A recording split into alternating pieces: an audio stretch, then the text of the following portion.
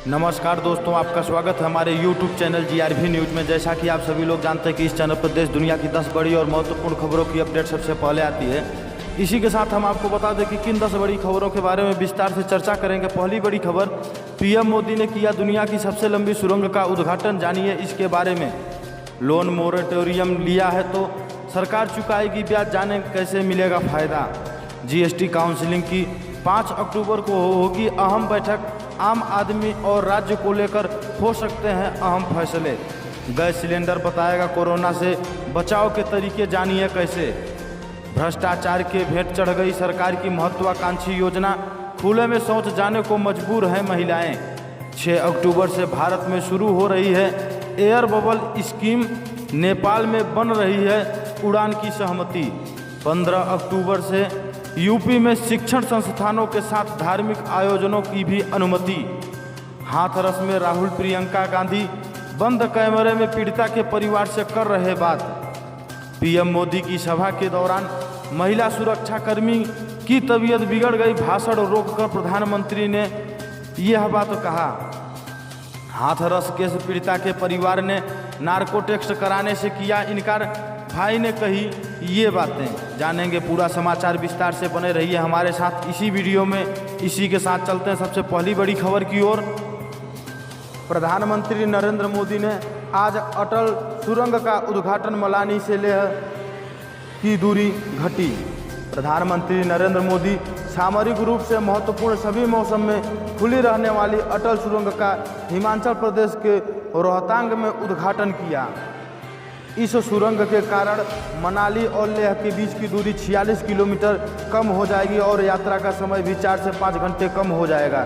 सुरंग के उद्घाटन के लिए PM मोदी सुबह चंडीगढ़ पहुंच चुके और यहां से वह लद्दाख स्पीति के सिसु गए। उद्घाटन समारोह के बाद प्रधानमंत्री नरेंद्र मोदी सोलांग घाटी में एक सार्वजनिक कार्यक्रम में हिस्सा लेंगे। यहां प्रधानमंत्री के साथ रक्षा मंत्री राजनाथ सिंह भी नजर आएंगे।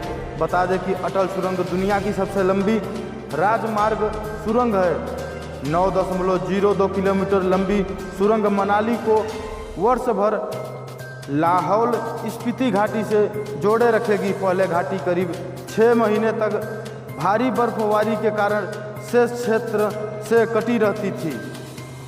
कई अहम परियोजनाओं में हुई देरी, प्रधानमंत्री नरेंद्र मोदी ने कहा कि अटल टनल की तरह ही अनेक महत्वपूर्ण प्रोजेक्ट के साथ ऐसा ही व्यवहार किया गया। लद्दाख में दौलत बेग ओल्डी के रूप में सामरिक रूप से बहुत महत्वपूर्ण एयर स्ट्रिप 40-45 साल तक बंद रही। क्या मजबूरी थी, क्या दबाव था, मैं इसके विस्तार में नहीं जाना चाहता।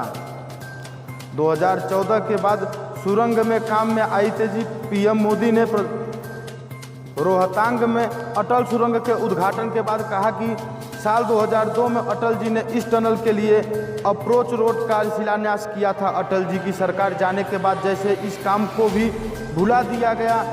हालत ये थी कि साल 2013-14 तक टनल के लिए सिर्फ 1300 किलोमीटर का काम हो पाया था। अटल टनल के काम में भी 2014 के बाद अभूतपूर्व तेजी लाई गई है। प्रधानमंत्री नरेंद्र मोदी ने किया अटल सुरंग का उद्घाटन। समाचार एजेंसी ANI के मुताबिक प्रधानमंत्री नरेंद्र मोदी ने हिमाचल के रोहतांग में अटल सुरंग का उद्घाटन किया। यह सुरंग सामरिक रूप से काफ़ी अहम है। इसी के साथ चलते हैं अगली बड़ी खबर की ओर। लोन मोरेटोरियम लिया है तो सरकार चुकाएगी ब्याज, जानेंगे कैसे होगा फ़ायदा। केंद्र सरकार ने सुप्रीम कोर्ट में हलफनामा दाखिल कर कहा है कि MSME education, home, consumer, auto loan पर लागू चक्रवृद्धि ब्याज को माफ़ किया जाएगा। इसके अलावा क्रेडिट कार्ड बकाया पर भी ये ब्याज वसूली नहीं की जाएगी। ये नियम सिर्फ 2 करोड़ रुपए तक के लोन के लिए है। लॉकडाउन में लोगों की आर्थिक तौर पर राहत देने के लिए रिजर्व बैंक ने लोन की EMI भुगतान टालने मोरेटोरियम की सुविधा दी थी। बीते मार्च में शुरू हुई ये सुविधा 31 अगस्त तक यानी कुल 6 महीने के लिए थी। 31 अगस्त तक मोरेटोरियम का लाभ लेने वाले लोगों को अब एक और राहत मिली है। आरबीआई ने मार्च में लोगों को मोरेटोरियम यानी लोन की ईएमआई 3 महीने के लिए टालने की सुविधा दी थी।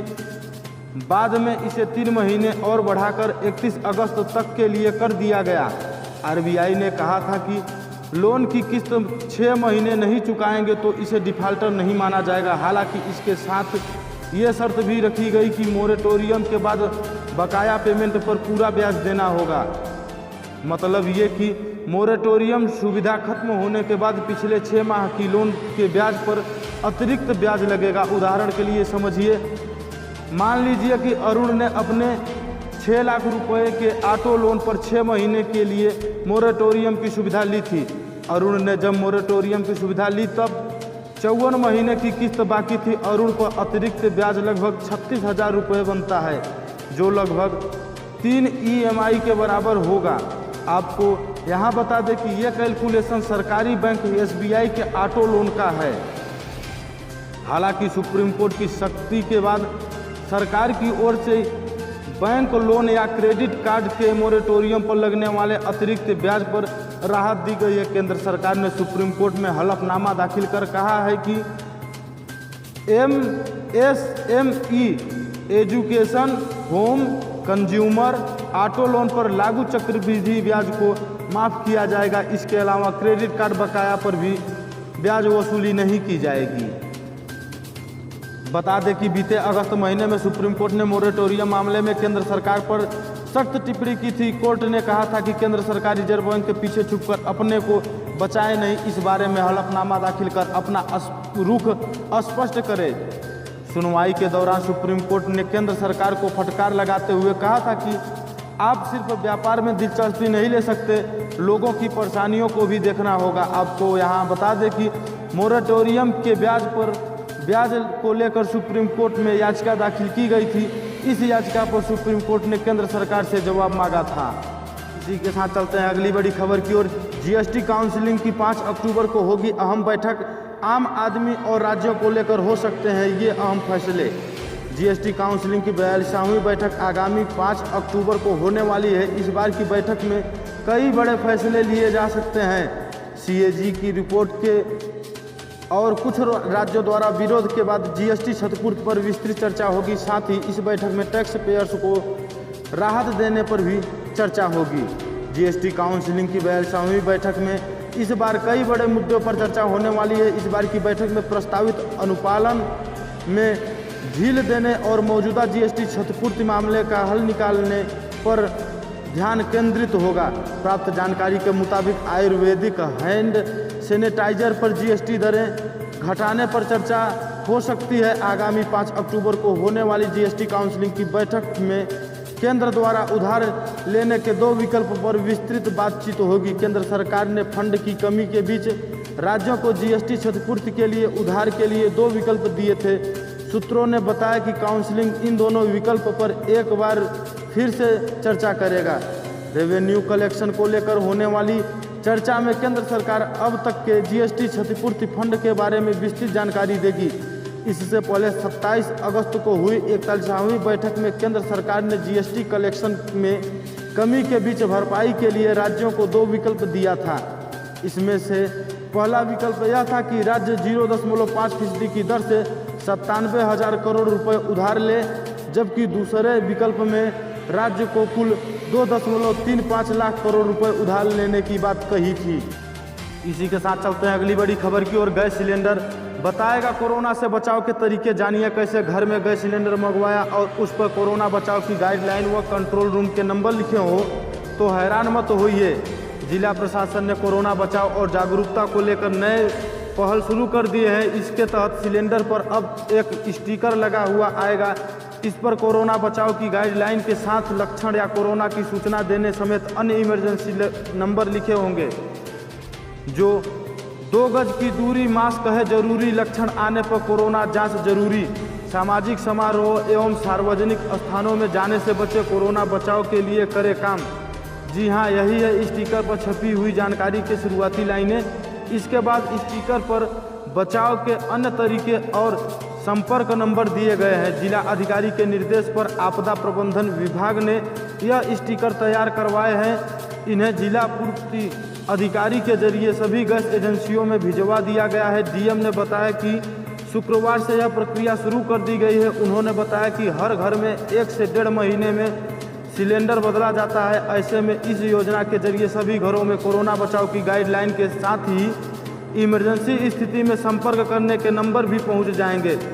कोरोना से बचाव को लेकर हर स्तर पर प्रयास किया जा रहा है, फिर भी लोग लापरवाही बरतते हैं।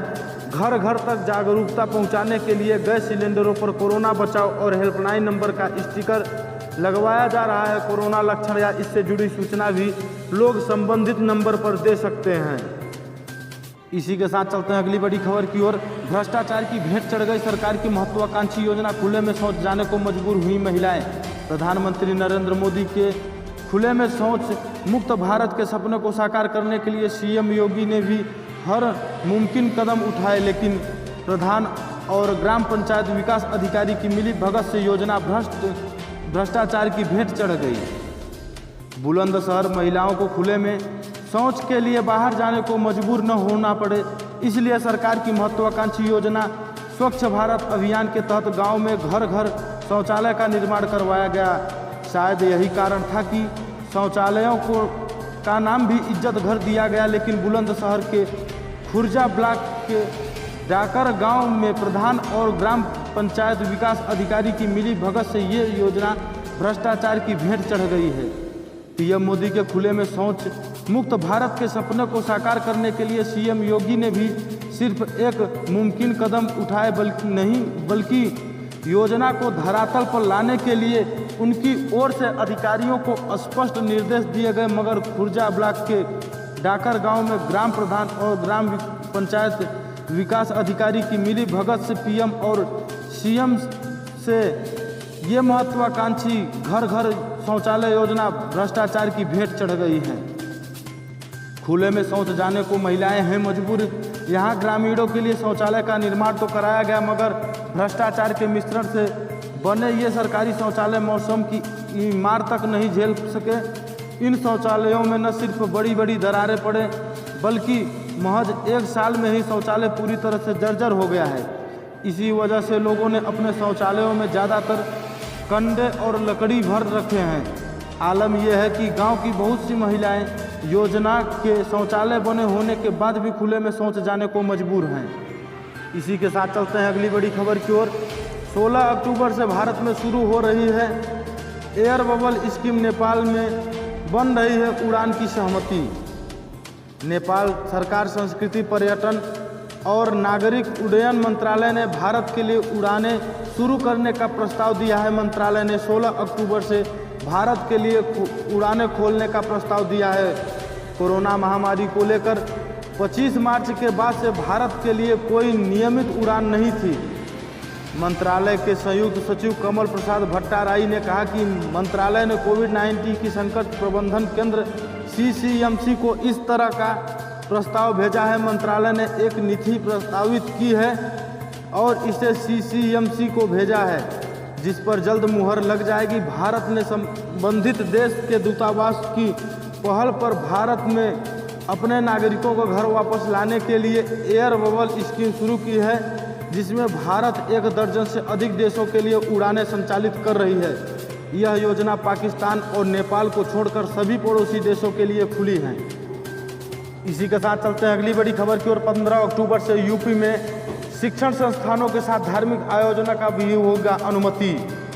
15 अक्टूबर के बाद उत्तर प्रदेश में शिक्षण संस्थानों को खोलने को लेकर दुर्गा पूजा आदि धार्मिक आयोजनों को भी अनुमति दे दी गई है। भारत सरकार द्वारा जारी अनलॉक 5 के दिशा निर्देश के अनुसार निरुद्ध क्षेत्र के बाहर सभी स्कूल एवं शैक्षणिक संस्थान खोले जाएंगे। बता दें कि भारत सरकार ने अनलॉक 5 को लेकर दिशा निर्देश को जारी कर दिया है। इस गाइडलाइन के अनुसार निरुद्ध क्षेत्र के बाहर सभी स्कूल एवं शैक्षणिक संस्थान खुलेंगे। अपर मुख्य सचिव सूचना नवनीत सहगल ने इस बात की जानकारी दी और बताया कि ये संस्थान चरणबद्ध तरीके से खोले जाएंगे। सहगल के अनुसार यह निर्णय स्कूल एवं संस्थान के प्रबंधक के विचार विमर्श कर जिला प्रशासन द्वारा लिया जाएगा। इसी के साथ चलते हैं अगली बड़ी खबर की ओर। हाथरस पीड़िता के परिवार से राहुल गांधी प्रियंका गांधी ने 1 घंटे बाद की, बोले अन्याय के खिलाफ लड़ेंगे। कांग्रेस के पूर्व अध्यक्ष राहुल गांधी और प्रियंका गांधी हाथरस पहुंचे। दोनों नेताओं ने यहां पर गैंग रेप पीड़िता के परिवार से मुलाकात की। राहुल और प्रियंका गांधी ने बंद कैमरे में पीड़िता के परिवार से मुलाकात की। इस दौरान प्रियंका गांधी ने पीड़िता की मां को गले लगाया और सांत्वना दी। कांग्रेस के दोनों दिग्गज नेताओं ने करीब 1 घंटे तक पीड़िता के परिवार से बातचीत की। परिवार से मुलाकात के बाद प्रियंका गांधी ने कहा कि हम अन्याय के खिलाफ लड़ेंगे। परिवार आखिरी बार अपनी बच्ची का चेहरा नहीं देख पाई। यूपी के सीएम योगी आदित्यनाथ को अपनी जिम्मेदारी समझनी होगी। कांग्रेस महासचिव ने कहा कि जब तक न्याय नहीं मिलता तब तक हम लड़ेंगे। परिवार न्यायिक जांच चाहता है। राहुल और प्रियंका गांधी समेत 5 लोगों को हाथरस जाने की अनुमति मिली। यूपी सरकार ने इन्हें इजाज़त दी। प्रशासन ने राहुल गांधी और प्रियंका गांधी को हाथरस जाने और पीड़िता के परिवार से मिलने पर अनुमति कुछ शर्तों पर दी। बता दें कि हाथरस कांड को लेकर सियासत उफान पर है। दिल्ली में से हाथरस जाने के लिए राहुल गांधी पूरे लाव लश्कर के साथ निकले। राहुल की कार खुद प्रियंका चला रही थी। प्रशासन ने राहुल गांधी और प्रियंका गांधी को हाथरस जाने और पीड़िता के परिवार से मिलने की अनुमति कुछ शर्तों पर दी, जिसमें मास्क लगाना और कोरोना से जुड़े अन्य प्रोटोकॉल का पालन करना है। इसी के साथ चलते हैं अगली बड़ी खबर की ओर। प्रधानमंत्री नरेंद्र मोदी की सभा के दौरान महिला सुरक्षाकर्मी की तबीयत बिगड़ी। भाषण रोककर मोदी ने यह बात कहा। प्रधानमंत्री नरेंद्र मोदी आज हिमाचल प्रदेश में हैं। वे यहाँ मनाली के सोलंग नाला में एक सार्वजनिक सभा को संबोधित करने आए थे। उनके भाषण के दौरान ही एक अनपेक्षित घटना घटी। हुआ यह कि जब पीएम मोदी अपने भाषण में सरकार के कार्यों एवं किसानों के लिए शुरू की गई योजनाओं का महत्व बता रहे थे, तभी वहां ड्यूटी पर एक महिला सुरक्षाकर्मी की तबीयत अचानक बिगड़ गई। वह तुरंत वहां गिर गई। जैसे ही वह अचेत हुई, पीएम मोदी की नज़र तुरंत उन पर पड़ी। उन्होंने अपना भाषण बीच में ही रोककर वहां व्यवस्थापकों से कहा कि इन्हें संभालिए, उठाकर एक जगह बैठाइए। मेडिकल टीम के लोग कृपया आकर इन्हें देखें। इसी के साथ चलते हैं अगली बड़ी खबर की ओर। हाथरस केस पीड़िता के परिवार ने नार्को टेस्ट कराने से किया इनकार। भाई ने कही यह बात। यूपी के हाथरस केस में बड़ा मोड़ आ गया है। पीड़िता परिवार ने अपना नार्को टेस्ट कराने से इनकार कर दिया है। परिवार का कहना है कि उन्हें टेस्ट नहीं करवाना है, केवल इंसाफ चाहिए। पीड़िता की मां ने जी न्यूज़ से कहा कि अफसरों ने बेटी का अंतिम संस्कार नहीं करने दिया। मरने के बाद से डीएम लगातार उनके परिवार का बयान बदलने की कोशिश में लगे हैं। उन्होंने कहा कि हमें अपना नार्को टेस्ट नहीं करवाना। नार्को टेस्ट उन आरोपियों का होना चाहिए जिन्होंने उनकी बेटी के साथ गलत किया। वहीं वायरल एक ऑडियो के बारे में पूछे जाने पर मृतक के भाई ने किसी दबाव से इनकार किया। बता दें कि कांग्रेस नेता और पीड़िता के भाई संदीप के बीच की बातचीत का ऑडियो वायरल हुआ है। इसमें नेता कह रहा है कि मीडिया मैनेज कर रखी है, प्रियंका आएंगी, तुम सरकार की बात मत मानना। एक दूसरे ऑडियो में संदीप को समझाया जा रहा है कि सरकार 25 लाख रुपए दे रही है, लेकिन तुम ऑफर स्वीकार मत करना, हम तुम्हें 50 लाख रुपए देंगे। उधर मामले में लगातार किरकिरी होते देख योगी सरकार ने अब डैमेज कंट्रोल की कोशिशें तेज कर दी है। सरकार ने लखनऊ से डीजीपी हितेश चंद्र अवस्थी और अपर मुख्य सचिव अवनीश अवस्थी को हाथरस के लिए रवाना किया है। दोनों अधिकारी हाथरस पहुंचकर पीड़िता परिवार से बात करेंगे, साथ ही जांच में खामी का पता लगाएंगे। दोषी अधिकारी के खिलाफ कार्रवाई की जाएगी, शासन को संतुष्टि देंगे। यहीं पे समाचार समाप्त होता है। इसी प्रकार के समाचार को पाने के लिए इस चैनल को सब्सक्राइब करें और ज़्यादा से ज़्यादा शेयर करें। हमें कमेंट करके अवश्य बताएं कि यह समाचार आपको कैसा लगा।